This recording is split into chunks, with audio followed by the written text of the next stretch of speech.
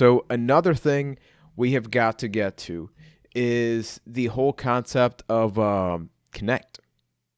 I just felt like I got to bring that up because, for better or worse, I don't They know if you tried. guys know that Kinect is super relevant still. Like Oh yeah. engineers are using it, not for gaming, but a lot of people said it.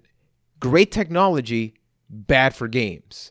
So to this day, it's been an innovation that became real because of consoles. Like I've seen videos with people programming robots and they're actually maneuvering it. It's kind of like all these anime shows where you move and the robot moves, and that's freaking awesome. The fact that it Yeah. works better than a game is a little ridiculous. Yeah, I don't know if I mentioned this on the show yet, but I went to the Patriots like Hall of Fame tour, and there's a part where you're trying to like redo a famous catch in the Super Bowl, and I could see they were using a Kinect There to you do go. the little booth where you like That's the little awesome. picture booth and everything. So it still finds its way.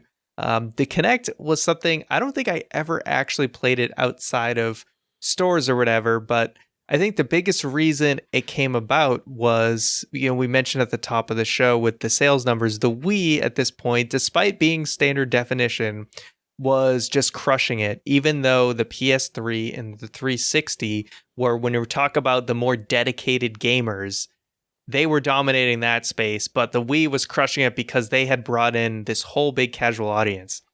And both Sony and Microsoft were like, we need a piece of that pie.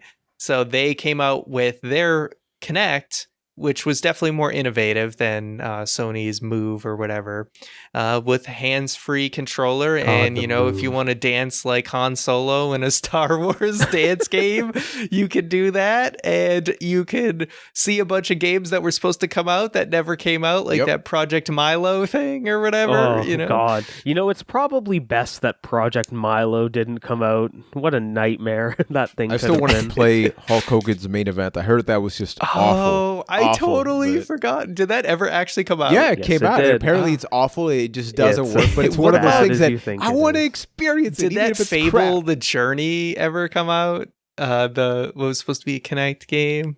Dude? Fact we checker got on a it. bunch Get of fact animal check on that. games. Yeah, we got so much stuff from Kinect, and most of it didn't work. Same thing with like PS2 and iToy.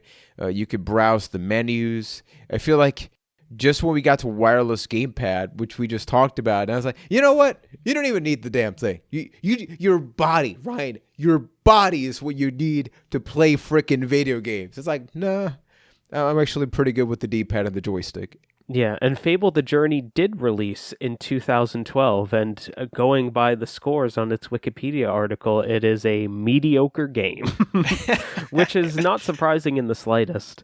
But I think the Kinect, this is my opinion, I think the Kinect was them. It's almost a case of them trying to do too much, especially what the camera required, right? Like, the Wii was almost a better sell because, yes, you're doing movement, and yes, you're, like, it's motion controls, but you can still do it in place. Like, you can still stand or sit on your couch and do of those motion controls.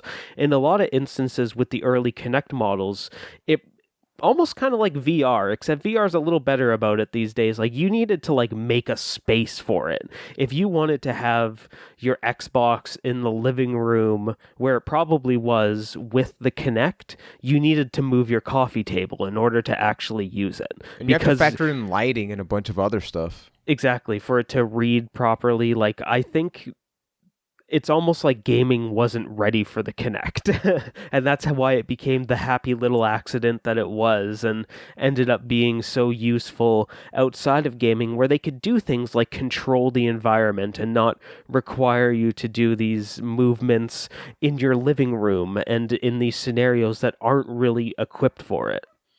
Yeah, I think it was like the half step towards VR, because we even see like PlayStation Move.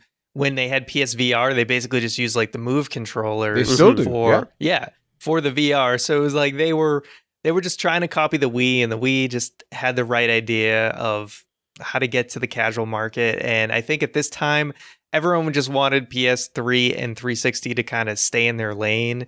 And I remember sitting through those E3s where they'd spend like 40 minutes talking about Kinect, and you're just like, can we please just those see conferences something were good? super entertaining though, because something would always go wrong. There was, though. I mean, the amount of cringe. They would if you bring were children on stage and talk about their pet elephants and stuff like that. It was oh a my great god, time. I remember that.